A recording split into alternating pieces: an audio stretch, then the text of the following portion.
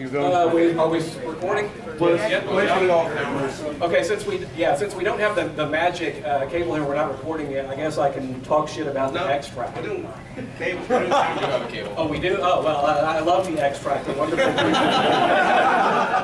They are, however, running a. I had this page mark here. Where was it? They are running a hacking panel as well. Broke my reading glasses right before the convention. And hackers as white hats, helping the government, question mark. Scorpion and Mr. Robot are all about the hackers, but they are the good guys. I guess that should have been, but are they the good guys? Fan discussion on hackers and TV. So, yeah, those of you who were looking for the hacking panel on the extract, you're in the wrong room. Those of you who wanted the real hacking panel, you've come to the right place. How many of you have been to this before? Oh, wow. First in line, came back. Yeah. Wow. Well, I think they're still expecting free beer. We haven't been allowed to do that for a while now, so unfortunately. All right, we're going to introduce ourselves first. I guess we'll start down at that and work back to me so I can figure out what I'm going to say. That's cheating. Randal on the spot. That's cheating, but it's okay. I've introduced myself before. Hi, I'm Randal Schwartz. This is my 13th year as a guest at DragonCon. Not consecutive, sadly. I missed last year. I'm so sorry. I'm back now. I'm a published author, mostly in the Perl programming language. You might know some of my Perl books, Learning Perl, Intermediate Perl. Anybody have some of those books? All right, thank you. All right, but I'm probably more well known these days. I'm still doing a lot of geeking out and making websites go faster, things like that. But I'm probably more well known from maybe some of you that didn't raise your hand just a second ago as the host of the #1 open source podcast, Floss Weekly. Anybody Floss listener here? Thank you. #1. We've been going 352 episodes now. We get about 45,000 downloads a week. And I've interviewed people like Linus Torvalds, Monty Wadenius, some of the big names. And I knew I'd made it finally when PR companies started calling me saying, we need to get our client on your show. And that started about 3 years ago. And that was just, I was like, okay, done, I've made it. I'm now legitimate media. So that was fun. So yeah, you'll hear more about me later. Thank you. Hi everybody, I'm Kit Walsh. I am a staff attorney at the Electronic Frontier Foundation. We're a digital civil liberties organization that does a variety of privacy, free speech, and other civil liberties work relating to new technology. We run a project called the Coders' Rights Project, where we help security researchers and others know their rights. And we also do impact litigation. We make technology tools to help protect you online from online tracking. I've been involved with a lot of our right to tinker work, including getting some laws out of the way of independent security research and hacking on your own hardware. So I'd be happy to talk about that today.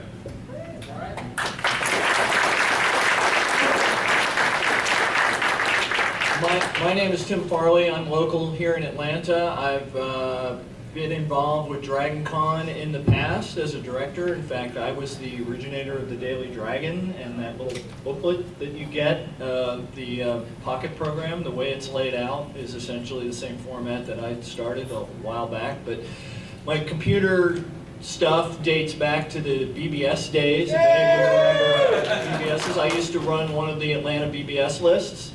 And if you know what an RCPM system is, I used to run one of those here in Atlanta. But these days I do computer security for a major company here in Atlanta, and I've worked for a number of the security software vendors here in Atlanta, like Internet Security Systems and Spy Dynamics.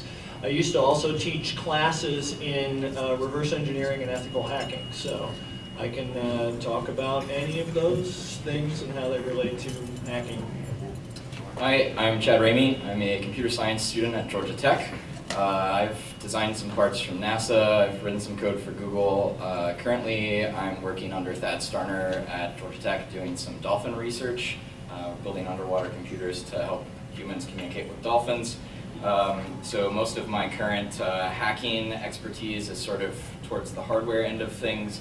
In my free time, I like to build robots and nuclear apparatus. So any of these things I can talk about to you.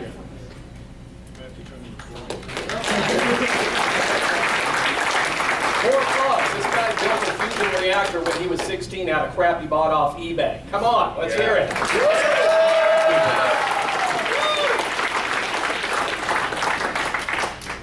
All right, I'm Drew Myers. Some of you know me as Johnny X. I helped start the EFF track back in the 90s when they wanted to talk about hacker stuff.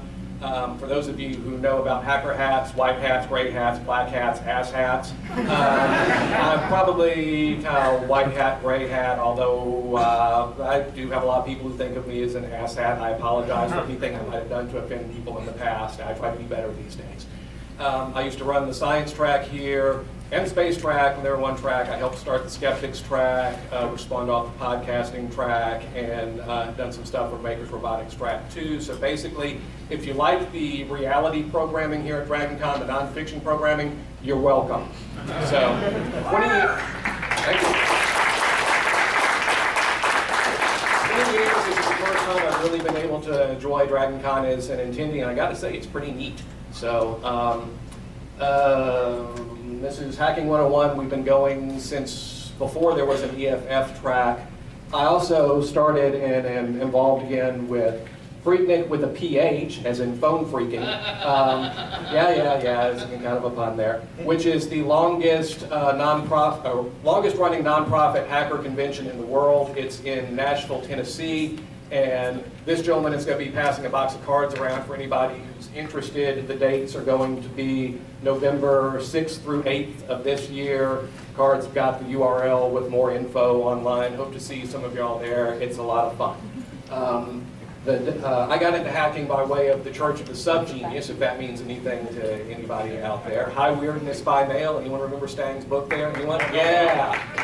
Warped by Fragile Teenage Mind made me the horrible person I am today. Keep your kids safe, maybe keep them away from that book.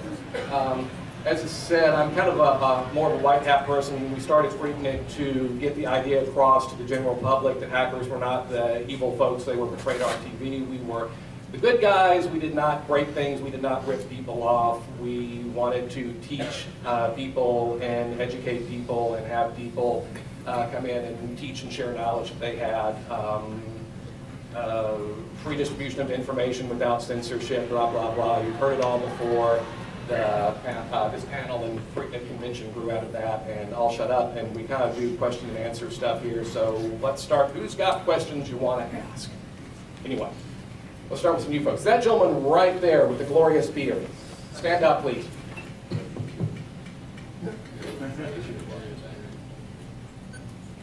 So I've started messing around with, the past almost a year, messing around with Backtrack in order to learn different tools and ways to go about hacking. And I was wondering if that's a pretty good tool set to start with, or if there's something else y'all recommend. So as far as network penetration testing, I would say Backtrack is pretty neat. It has a lot of really convenient things that are right there in the distro immediately after you download it. Nothing is really special about Backtrack. These are all tools that you could have a Ubuntu distribution and download for yourself. I think the most powerful thing you could do with Backtrack, however, is to go somewhere like Freaknik or find a Capture the Flag competition and sit down with a couple of people who have used it a lot and actually try to play around with servers that are right there that someone has set up for you to play around with. It's a fairly good tool set. I would say also if you're trying to start getting into things, there's a book called Hacking the Art of Exploitation, which along with talking about sort of how the interweb works and things of that nature and how to do port scanning and find vulnerabilities in network applications, also includes a really, really good intro to C and what makes programs secure versus insecure and how to write secure programs. So that's a really, really good book that I recommend checking out in addition. Looks like that. Yeah, it's a really, really good book. Any other comments from the panelists? Quick survey here. How many people are using Linux, BSD, OS X, and playing with BSD on that? Okay. How many people are in a Linux users group? Okay. How many people in the Atlanta area are part of ALE, the Atlanta Linux Enthusiasts, or go to DC 404, which is the monthly hacker meeting they have downtown? All right, so how many people are just brand spanking new and want to find out what hacking is all about? All right, I guess we should kind of keep that in mind. I'm going to explain how full the room is. Yeah. All right, let's get a complete noob to stand up, raise your hand, and ask a question, and we'll go from that. Anyone? Everyone had to start somewhere. Don't be embarrassed to ask a question. Hang on. What? We got a microphone. Mike boy, run back there. Right to the back. Run, Forrest, run! Mike boy, Mike boy. It's more polite than Mike bitch. How do I do that? Or Mike Minion. Your question, sir. How do I do the hacking stuff? Into the mics. You play, man. You get stuff and you play with it. Don't be afraid to mess up, make mistakes, break things, as long as you know it's stuff that belongs to you and is easily replaced. You learn more from your mistakes than you do your successes. That's kind of what hacking is all about. You get stuff, you figure out how it works, and you have fun doing it, and then you share that knowledge with other people who are interested, or possibly even those who aren't. One of the real nice things is the modern virtualization technologies like VirtualBox and their commercial competitive things, because you can start playing on my Mac. I can play with any version of Linux or maybe reduced distros or some other distros, and I don't have to worry about breaking anything on the outside. I can play with whatever I want. Yeah, it's also good from the standpoint of if you really want to do like, computer security hacking. There's a lot of definitions of the word hacking, but computer security related stuff with virtualization, you can set up like your whole own network full of virtual computers right there and run an attack from one of them to the other one and not have to worry about someone else getting angry at you. Yeah. So I don't want Randal, anybody to have that happen. Randal, explain virtualization to me and what I should download for free if I'm interested. I said VirtualBox. VirtualBox. Thank you. Yes. So what VirtualBox does is essentially creates a computer inside your computer. To the programs running inside the VirtualBox, you actually have a full hardware. It just uses the normal Ethernet drivers, the normal disk drivers and stuff, but the layer in between maps it into actual system calls on the outer computer, the host computer. And so you essentially boot up entirely. It's just like doing the normal bootstrap stuff. You have to set up your disk, you have the boot blocks and everything. So it's just like having a computer inside your computer. All right, next question. Oh, go ahead, again. The question I wanted to ask, the basic tools for hacking, would that be consist of something like, since you were saying something about VirtualBox, is something like VMware, and would I be able to use like THE Hydra, and like you were saying, just using the LAN talking to Shut up, Siri. nobody I guess basically what we were trying to figure out, what are the basic necessities, what one would need, that they need to program software, they would need to be a beginner hacker to experiment. Well, VMware is a commercial version of the thing that I was saying VirtualBox also does. VMware parallels from the McAfee, what they call it on other machines. Workstation. Workstation. Workstation. Yeah, so there's 2 or 3 commercial ones, and then there's also VirtualBox. The great thing about VirtualBox is that it's free, and it's really, really well done still. Missing a few things, but the great thing is Oracle has killed every other thing that came out of Sun. I don't know why they haven't yet destroyed VirtualBox. I don't think they know they own it. That's probably true. For those of you who want to learn and aren't really sure where to start, I'll tell you how I got started. And it's easier nowadays, but a lot of this information is still relevant. First thing you need to do, you need to be a pack rat and get as much crap that people are throwing away as possible. Any old computer that someone's getting rid of, I don't care if it's a PC, a Mac, even an Amiga, hey, some of those real old machines, if you learn how to fix them up, you can turn around on eBay for a lot of money. Get equipment, hoard it like crazy.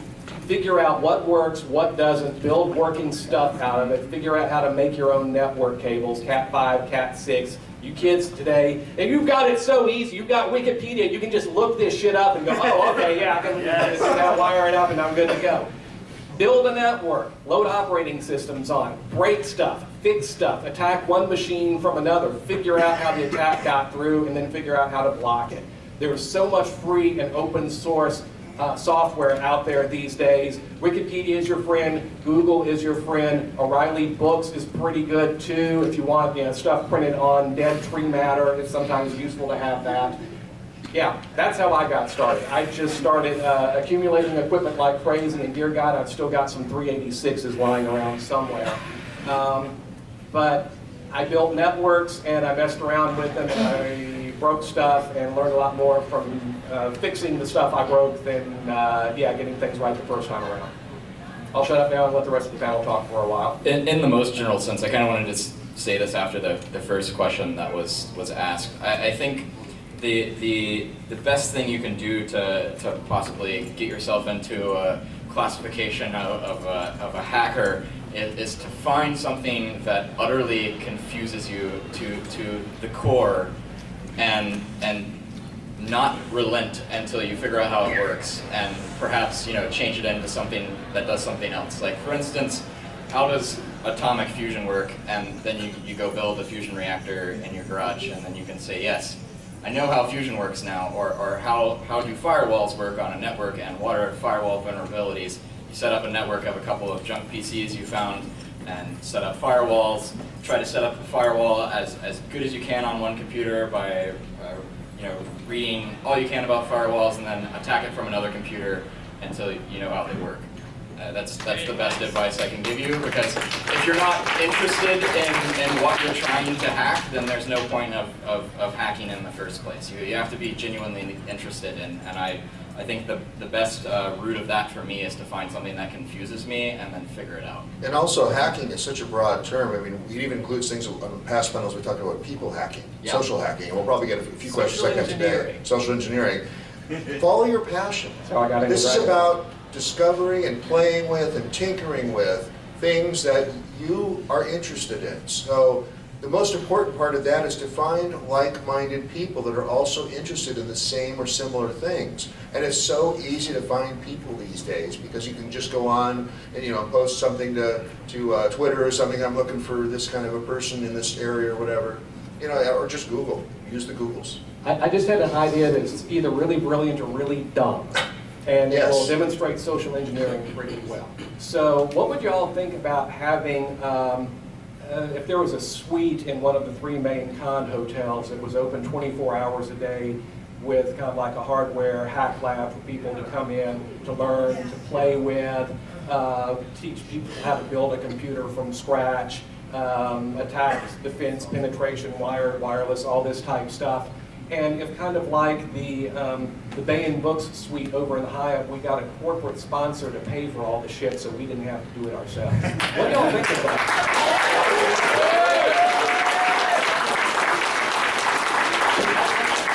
I thought that could be a thing for next year here at Dragon Con, and I'll talk to Scott and the powers that be, and I'll talk to people I know, and I'll get you people to talk to people you know, and we'll see if we can get people to give us lots of money to set this up so we can play and they pay. Yeah. And that's how you social engineer. Now let's play a game of what question will Chad's roommate ask? Oh, we got someone other than Chad's. Oh, wait, I thought that guy was your roommate. No. The other gray shirt's your roommate. Okay.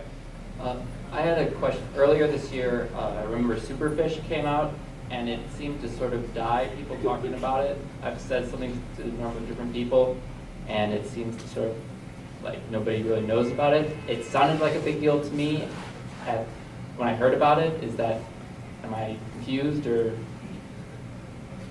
the Lenovo? Okay, never mind. No, they released a patch. Well, I know that they released it.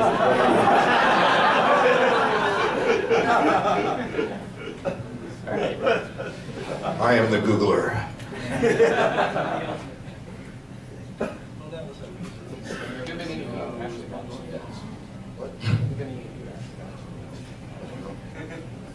Don't just search for that. You brought up firewalls earlier that you were talking about. Containing all the new UTMs that are jumping out, Cisco picking up source fire, and Sophos giving away 3 free years of UTM. What do you consider a better one to use, or do you even use them? Unified Threat Management Tool. You're talking about a corporate environment? Corporate or home? It's probably a little high end for home, but yeah, I kind of became disenchanted with Cisco during the whole Mike Lynn Cisco Gate thing about 10 years ago when he, I'll just cover my ass legally and say, allegedly demonstrated remote exploits on Cisco routers. Cisco kind of bullied him into backing down from that claim a little bit, even though he demonstrated it live, allegedly, at the Black Hat during the keynote speak for 2005.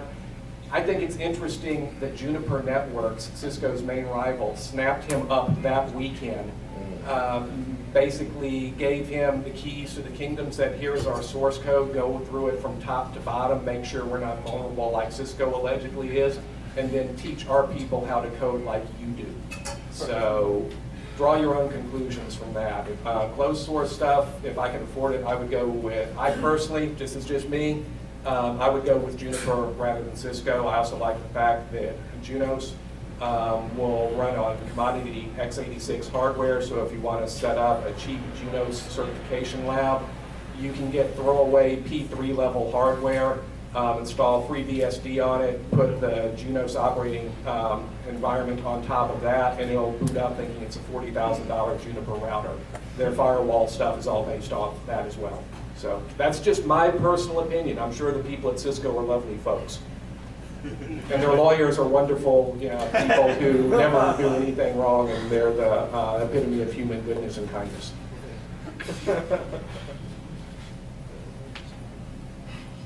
Hey guys, so I'm completely new to most of this. I mean, I understand a little bit of computer networking. I understand, you know, kind of installing operating systems, stuff like that. But where do I go from there? You know, I'd be interested to how to maybe do an attack. I understand that exists, but I don't know what tools or what I need to start to work toward, or what to call it, or where to look. Where are you based out of? Atlanta. Oh, dude, you're in like one of the biggest InfoSec environments in the U.S. In fact, a couple of years ago, I don't know if this is still true, but the Atlanta InfoSec environment community industry was bigger than the entire New England area, including New York City. You're in the right place. DC 404, they replaced the local 2600 groups here in Atlanta. That is the place that the InfoSec guys go, the academic white hats and the gray hat folks. They meet downtown, I believe, at the Vortex. Randal's Tavern. Yeah. Randal's Tavern. Dude, who goes to DC 404? That wasn't me, that was a liar thing. There's information about DC 404. Manual Tavern every Saturday. Yeah, okay. I'll go. Oh man, I don't really Google it. Look, I mean, basically, here's the deal. If you want to go meet with like-minded people, you don't learn just hacking. You learn everything. And you can branch off and group with other people. If you're into programming, you're into hardware. Oh, sorry. If you're into programming, you're into hardware, you're into anything. DC 404 is just a really good place to go to be with like-minded people who want to do things like you want to do. You can go in and talk about whatever you want, but you will find someone there who will be interested in what you want to do, and they will grow with you. Oh, and the drinks are really good. Yeah. In addition to finding like-minded people who you can surround yourself with, I think, like we were talking about earlier, hacking has a very, very broad, if you're talking about like the hacking you see in movies or TV shows, you can mostly divide that into network and internet application hacking, which is a free-for-all right now because there are just vulnerabilities everywhere. And also, I mean, there's actually like software cracking and hacking as well. That's more like embedded systems or software or applications that you're running on a local machine and not necessarily on the intranet. As far as the latter category, I would say that one of the best things you can do for yourself is learn how to program probably in C very well. And in addition to that, learn how things are compiled, learn how libraries are linked, and learn how to execute code and debug it as it's executing. I think there are a lot of programmers nowadays who have never, watched a program run in a debugger while it's executing and seen the registers being written to and read from by the program, or seeing how the program is compiled down to assembly and what the assembly code is actually doing. And that's a very important part of cracking applications. a couple of weeks ago, DEF CON just published the talk that the Cherokee hacking guys did. And they had a moment in their talk where they were like, so we spent 3 months working in IDA Pro, which is kind of like a debugger. It's a reverse engineering tool for low-level programs. And we spent 3 months just in IDA Pro. And not a lot of people will tell you that when they're talking about hacking, that a lot of it boils down to this inglamorous looking at through assembly code, like in block forms. Not really in English. I mean, it's just three-letter codes for moves and reads and writes from registers. And so much of reverse engineering and hacking on the application level and embedded level boils down to that. And I think if you're trying to get into things like that, learning C is probably one of the best things you can do. I can echo that. When I used to teach reverse engineering classes, we would spend half a day probably talking about, because we would get a lot of people who wanted to do it from the security analyst standpoint but weren't actual programmers of any sort, or maybe knew a little bit of scripting, and we would talk about how a program is put together and how C becomes assembly language and stuff like that. And these are things back when, you know, it sound like the old man again, but back when I learned to program, we used to, you know, work with assembly language, and I've written programs entirely in assembly language, and it was just a natural thing that at some level you would have to learn a little bit about the assembly language, which is the native language, or translates directly into the native language of the chip. But now, these days, a lot of very professional programmers never get down to that level, and that's the level where a lot of this kind of computer security exploity stuff happens.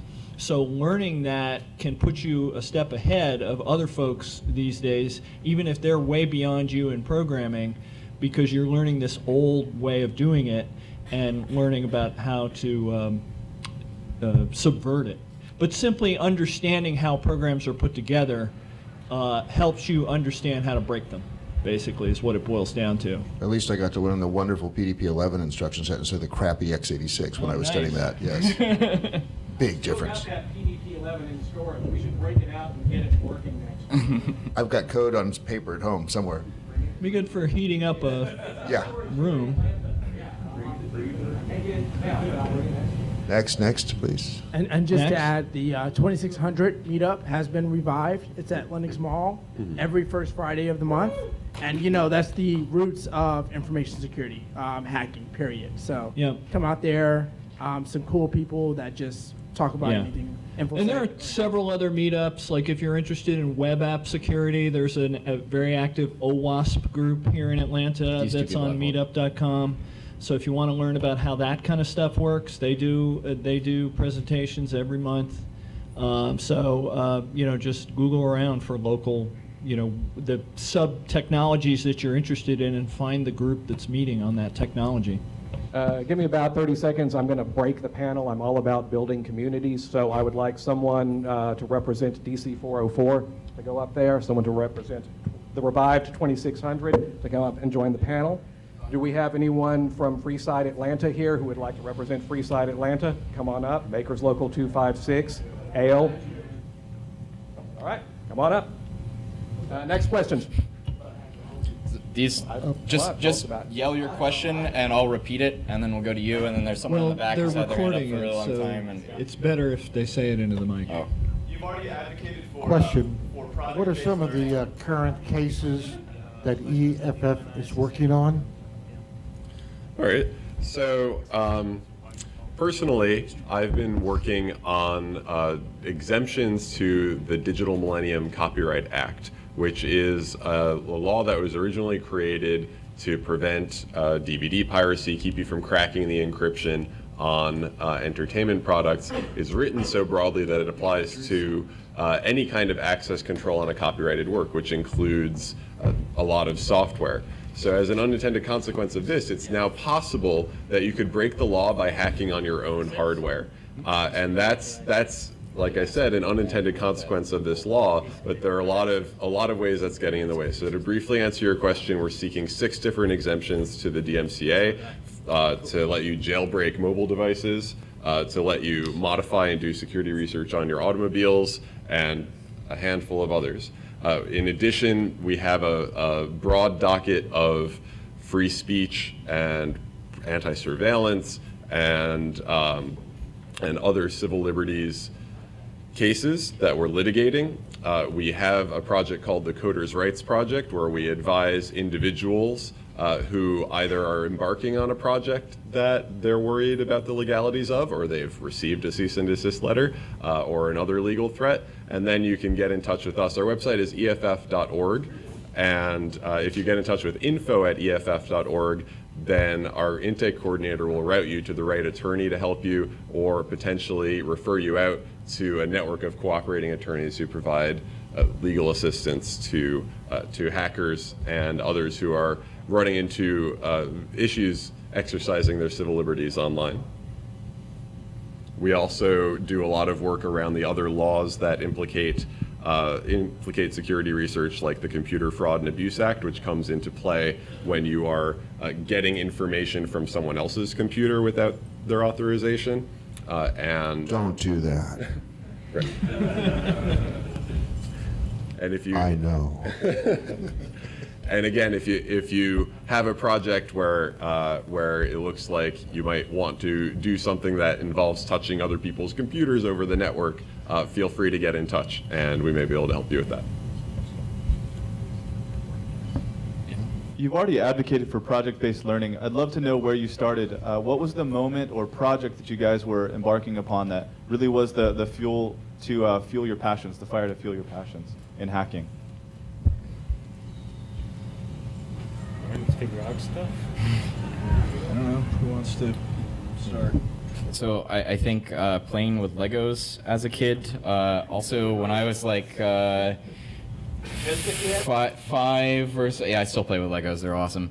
5 or so, when I was a kid, my dad would loosen screws on various pieces of hardware we had around the house, like VCRs, and I would take VCRs apart. I did robotics in high school, but I think the first time where I really started working on my own and being self-directed and learning how to use Google and how to network people and how to go out and find the best resources for really obscure things was when I started building my nuclear reactor, which I was in high school when I was doing, and that ended up teaching me a lot about control electronics, high voltage, vacuum systems, but also taught me that I really like figuring out complicated things. And I made a shift from nuclear engineering to computer science when I realized that in nuclear engineering things move very slow, often for a reason, and computer science seems to be a very, at times, logical, distilled down to logic problem-solving process, which is really fascinating when you can go into a job and you have to make a prototype application in like 3 months, where you're going from we don't know if we can do this to we would like to see definitively if we can do this or can't do this in 3 months from now, and that just being in that sort of situation I absolutely love, and computer science has sort of led me down that road, and it's a nice place to be for me. For me, it was also taking things apart as a kid, physical things, or probably one of the things that led me down the road to reverse engineering. I played around a little bit with an Apple II in high school and TRS-80s, the first home computers that were coming out in those era. And my roommate in college had a VIC-20 of all things, which is barely a spec compared to our current computers in terms of memory and capacity. But I was fascinated with how programs worked on that computer, and he had the programming guide, and I would literally, there was some little program we had that would dump out the assembly language of programs that you had loaded, and I would dump it out and print it out and just sit there and go down the assembly language listing and try to figure out how it was doing what it was doing.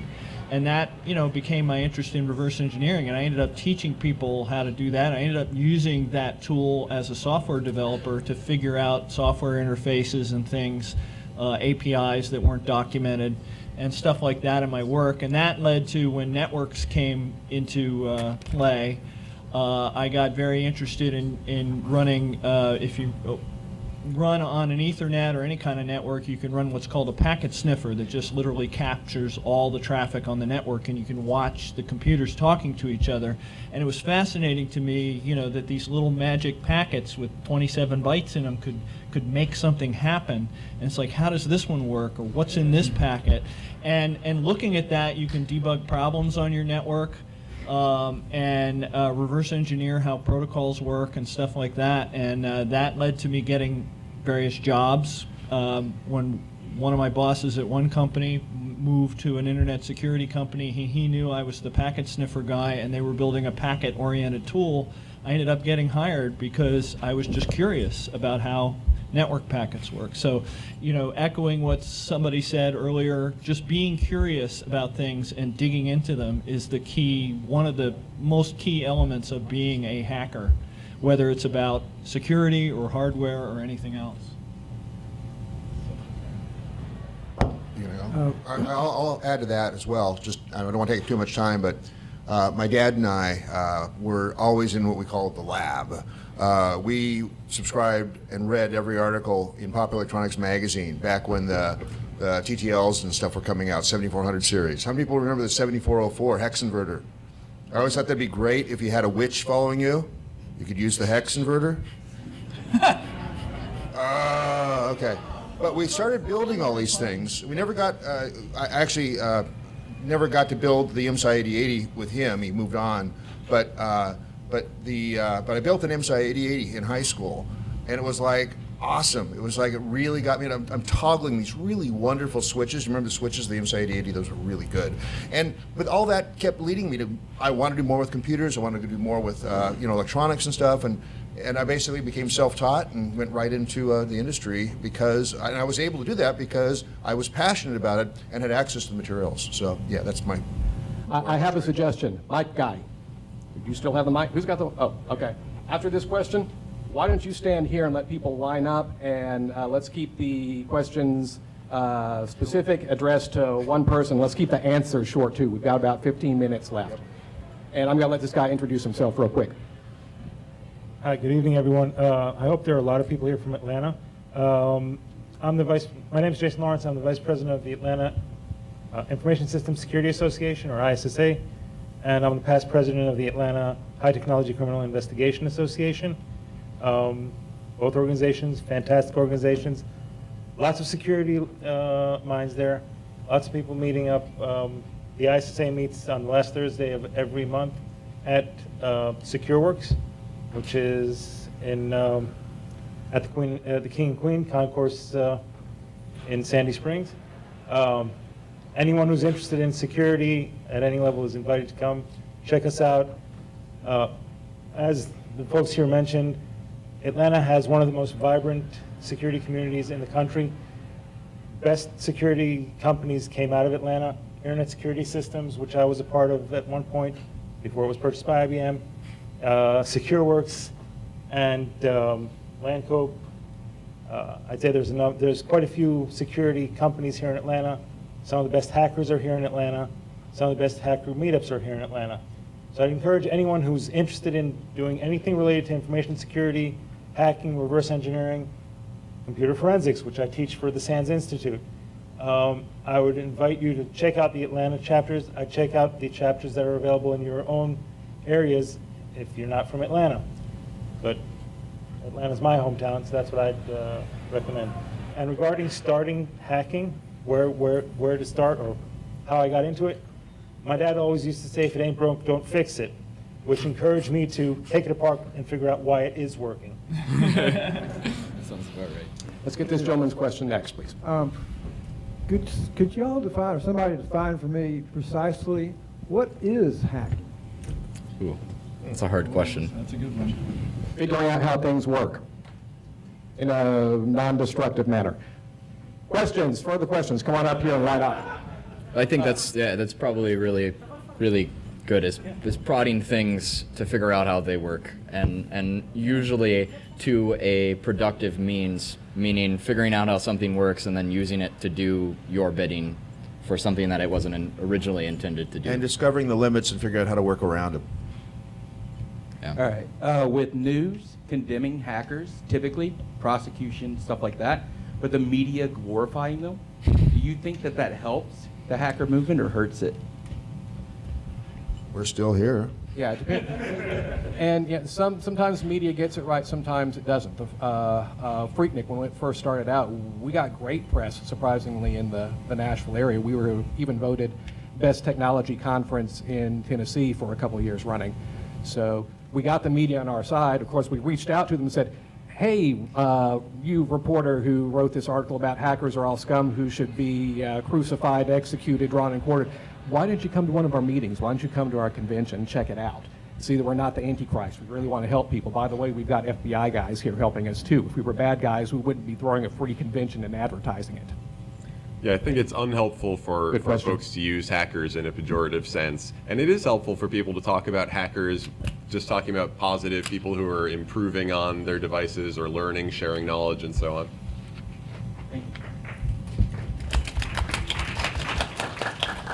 Feel free to applaud after good questions. Yes, ma'am. So in the so-called age of information, when a lot of things that we used to consider private information is now public, what steps would you recommend people take to ensure that information that they want to be private remains private? Also, what's one thing that you would recommend we learn to help ourselves in the future related to hacking? PGP or GPG, cryptography. And for SSD. God's sakes, don't put all of your personal information, every detail of your life on Facebook and Twitter and other social media sites. That shit will come back to haunt you. We at EFF run a resource called Surveillance Self-Defense, so ssd.eff.org. It's on the screen right here. And it has tutorials that'll take you from very basic level of computer user to someone who's able to protect their own privacy. And we also have done some customized playlists of resources tailored to, are you a journalist? This is what maybe you want to think about. Are you a human rights defender? Are you LGBTQ youth? And depending on your particular threat model, it'll sort of highlight some of the stuff that should be at the front of your reading list. So if that's something that you're concerned about, I encourage you to check that out. Good question. Be very careful about naked selfies. You send them to one person, they can go everywhere. And for crying out loud, stop using the same password on every website that you log into. 1, 2, 3, 4, 5. That's the same password as my luggage. You're supposed to go up to 8 because that's the minimum password requirement. Spaceballs reference. Okay, so as far as device drivers and stuff, when you're dealing with a device that doesn't have any documentation or none that's released, what's the best way to go about reverse engineering an ABI? Is there best practice for that as far as determining how to interact with the device? Yeah, I mean, that's how I would attack it, is find a piece of software that does drive the device and reverse engineer it. And it was already mentioned, IDA Pro is kind of the state-of-the-art tool. There's a lot of open source tools to do reverse engineering, but the last time I looked, there was still a free version of IDA you could get. There is. And it works on a lot of different processor types and a lot of different environments, and it'll help you take it apart and show the assembly language. But of course, in order to do that, you got to understand the assembly language of the CPU that the main processor on that system runs.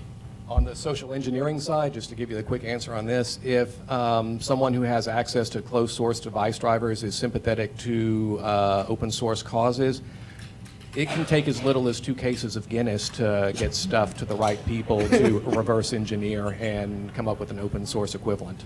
I'm not going to name names, but some very popular wireless device drivers originated that way. Another way you can look at, and I've done this years ago, is if you can, if there are commodity chips on the piece of hardware, you can go find the documentation for the chips. And sometimes you can figure out a lot about how that device is supposed to work just from the chip documentation, and then figure out what the driver would need to do. But sometimes that's not possible because there's so much custom chip if you want to do it the hard hard way. Yeah, learning to not be afraid to take things that you own apart is perhaps one of the best things that you can do for yourself. You own it, take it apart. get a good bribe to the right person. Yeah, but yeah, looking at the chips on a PCB is fantastic. I mean, I've done that. It's several decades ago, but I had a computer that had a modem in it, and there was no driver for it for the modem program that I wanted to use. And I literally opened the computer up and looked at the chip, and it turned out there was a data sheet for that chip that told exactly how that chip operated, and I was able to figure out exactly what I needed to do in assembly language to make that modem do what I wanted it to do, and solve that problem. Okay, thank you. Good question. Next. Can you recommend one training course for ethical hacking? I've been contacted by a couple of firms that want to offer me a course, and I really don't know what institute would be something for a really experienced programmer and IT professional, but not an experienced hacker to start with. It was already mentioned here tonight. The SANS Institute does a ton of different classes, and they seem to be kind of the state of the art in that sort of thing. Siberia IT. Tell you what, for the detailed stuff on this, let's save it for Hacking 201 because we can go all freaking night on that. Starts at 10 p.m. in the EFF track room over in the Hilton. That's 201, I believe. We order a buttload of pizzas, bring your own beer because we are officially not allowed to supply it anymore, but the party goes on all night. And bring stuff if you want to take it apart, try to fix it, or just break it for educational purposes.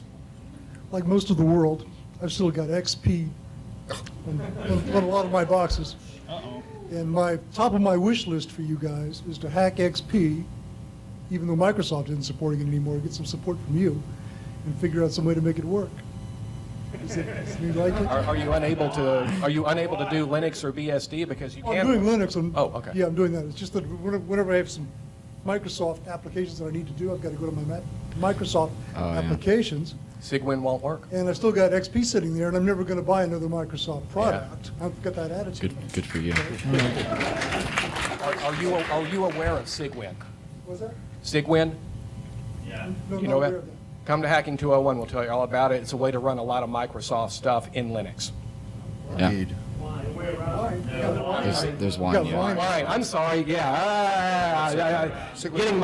Getting my stuff mixed up here. Yeah. Some Okay. big applications that wine won't hack. Yeah. Won't do. If you got to have it on XP, set up a dedicated XP box and don't hook it up to a network. So you guys aren't going to hack XP? No. Sorry. I just want to interject. I have never owned a computer that ran Windows in my life. So how do you guys feel about researchers selling their weaponized exploits directly to the U.S. government? Part of me wants to go black hat scum. The other part of me goes, well, got to eat and pay for toys. So I don't know. Mixed bag. I guess it depends on the situation. That's just my opinion. This would be a good situation to have a Lonka. Yeah, come to 201. We'll have some folks who can comment at length on that. Working on kind of the defense side of that, it's very annoying because we have a very elaborate procedure and policies for if you want to report to the company I work for, who I can't mention, and none of the things I'm saying is their opinion. We want the information on the exploits, right? We will give you credit. We will gladly give you credit for hacking our stuff if you just tell us about it so we can fix it and protect our own customers. But folks who turn around and take these weaponized exploits and sell them to somebody else and then don't bother to tell us about it become a giant pain in our butt.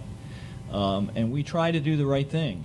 We have like a very elaborate procedure so that if somebody finds an exploit against one of our pieces of software, believe me, that gets tracked and people get yelled at if we do not respond in the right number of days before you want to go public with it. And we will give you credit for it, but you've got to tell us about what you've done. And the U.S. government has been criticized for hoarding those exploits rather than sharing them with vendors so they can get fixed. And with the NSA's dual mission of penetrating systems and protecting our own systems, it has erred on the side of maintaining the ability to penetrate systems and left us vulnerable. Thank you. 3 minutes left. Let's go to rapid fire mode. Let's see how quickly we can get those questions out and how quickly we can get good answers back. Yes. Okay, so I actually have a question about the Frignik. Yes. Because I'm a student in North Carolina, and I have a group of friends who we like going around to hackathons. Yes. Like next month we're going to go to Bandy Hacks, which Yes. is in Nashville. So I was wondering, like, I was going to try and convince them to go to Freaknik, so I was wondering, like, what we'd be doing exactly at Freaknik. All sorts of fun stuff. Talk to that gentleman right there and pass the mic, because he's involved with Freaknik. And hell, if you get a bunch of people to come, we do student discounts for groups. Rapid fire, we're going to have network King of the Hill. Hand off the mic. You two talk. Yeah, we'll go into more detail at 2:01. We got to get these other questions out. Go. Speaking as a complete noob to hacking, you see stuff online for like life hacks. Is that a type of hacking, or is that considered like not real? Or I think it is. Sure. If you're exploring any complex system, doesn't have to be necessarily computers. We got a guy who gives talks about hacking the postal system to see what weird stuff he can send through it. So, yeah. If it's useful, if it's interesting, and you learn stuff, There's those people who hack the airlines and figure out how to get bumped off flights deliberately so that they get vouchers and then get bumped off of that flight and then get bumped off of that flight and then eventually they fly around the world for free. That's a hack. Real quick, how do you join and how do you support EFF? So feel free to come and visit our booth. We're at the back, the second floor of the Hilton in the back left corner. And you can get the convention rate to become a member.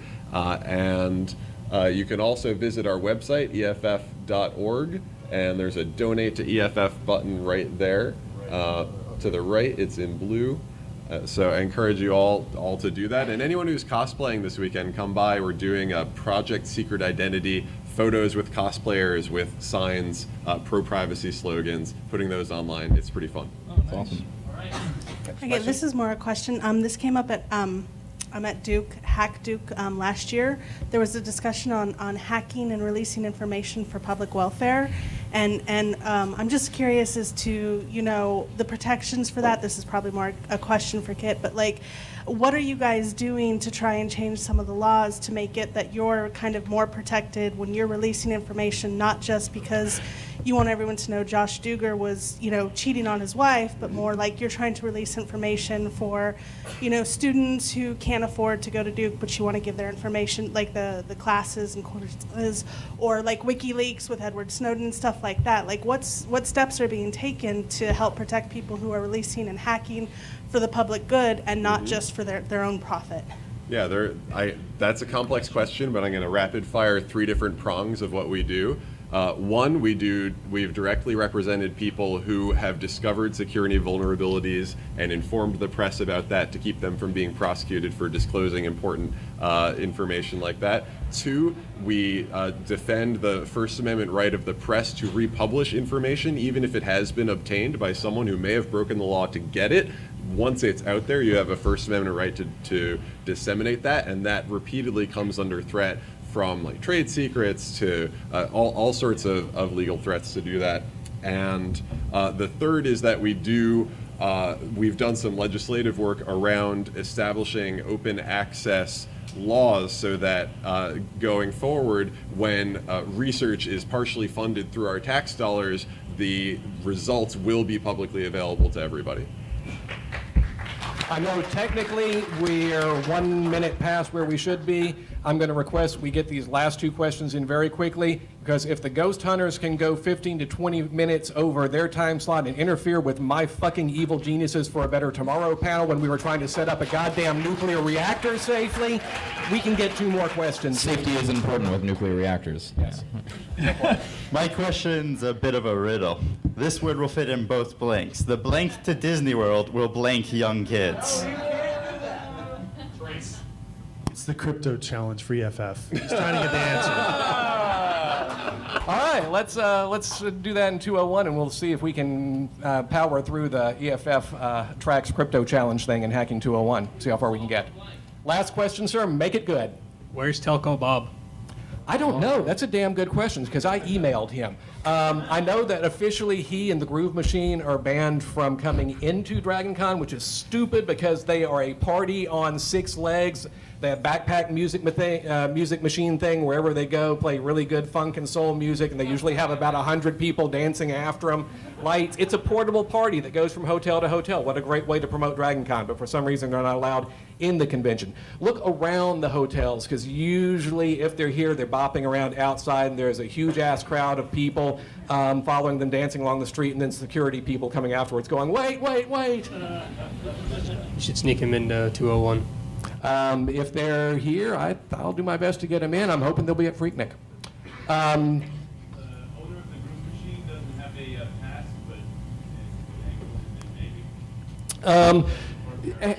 He's a former member. Stick around and we'll work something out, and we'll talk and we'll see if we can get them into 201. Thank you all very much. All the URLs, group information, resources, we'll put those on the EFF Track website.